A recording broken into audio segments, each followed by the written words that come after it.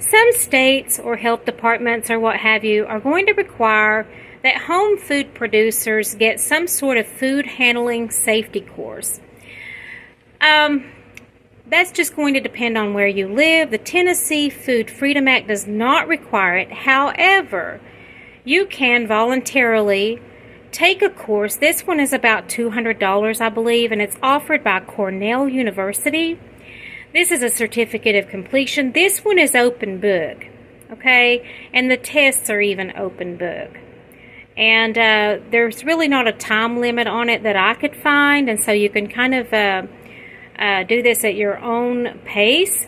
But it's Good Manufacturing Practices Internet Training course. Okay, and so the reason that I got this was it wasn't required, but I just wanted to be able to present this to anyone that maybe had a concern about my manufacturing practices, and did I have any training at all? Did I know how to produce food safely in a sanitary environment, etc. And so I wanted to be able to show that I took some training.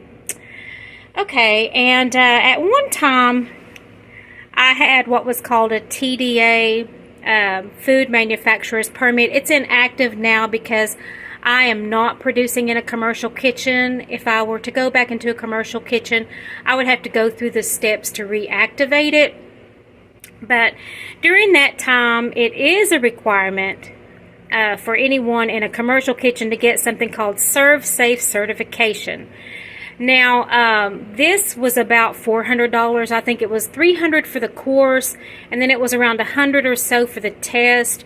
It was proctored online through a company I think called ProctorU.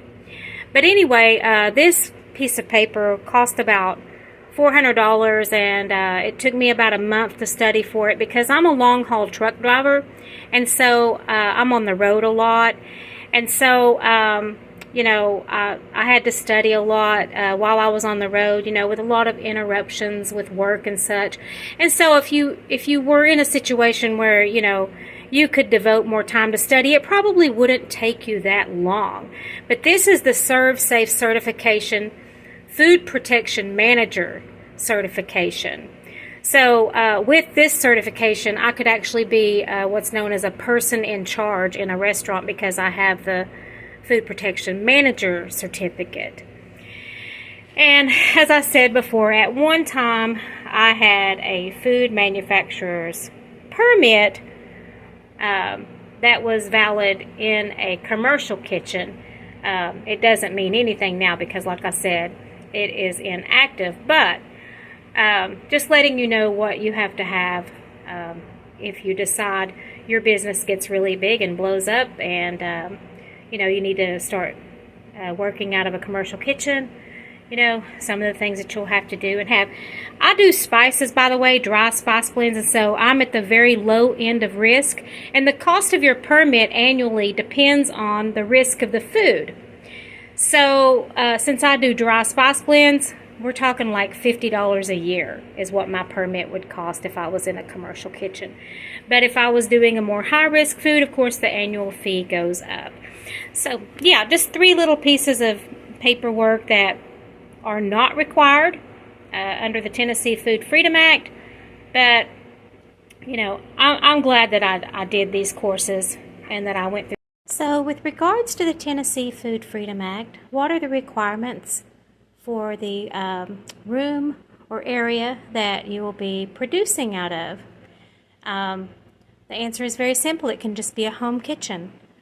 It does not have to be a 3-compartment sink, as you can see here, just 2 compartments. All right.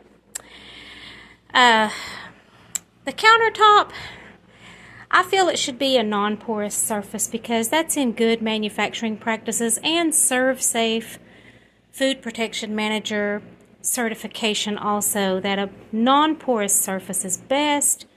Matter of fact, in restaurants it's required. It's a legal requirement. But so I went with stainless steel, okay, because I can easily clean it. There's not going to be anything that's going to get into the cracks and crevices of it.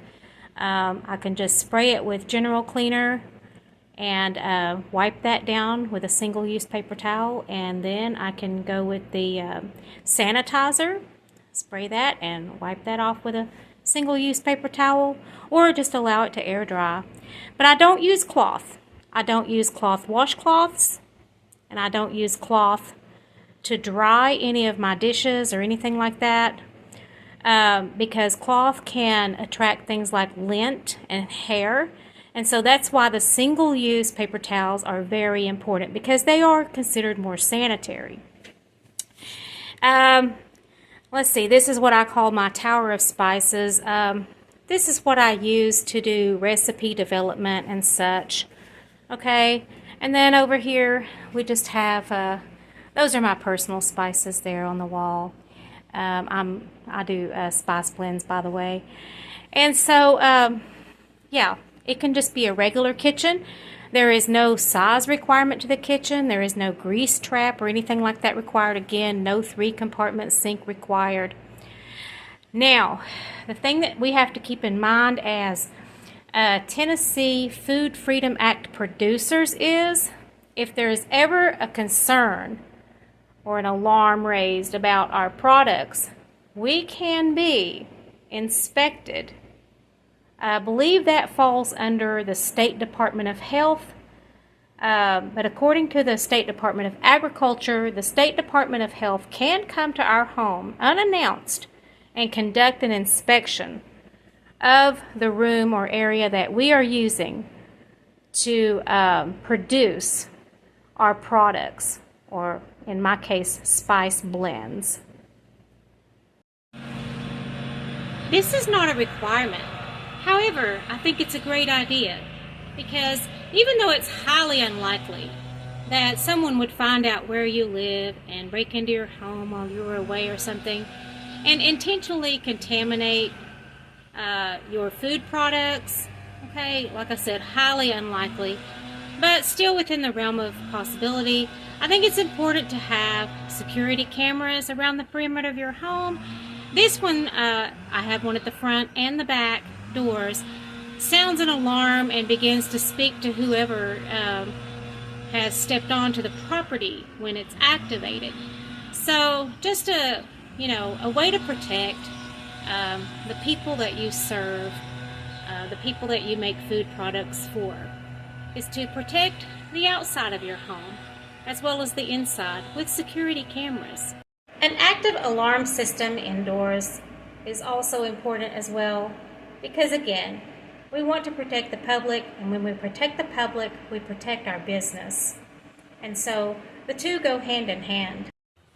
This is the talking alarm sounding camera that I have at the front of the house, and I also have cameras at the perimeter.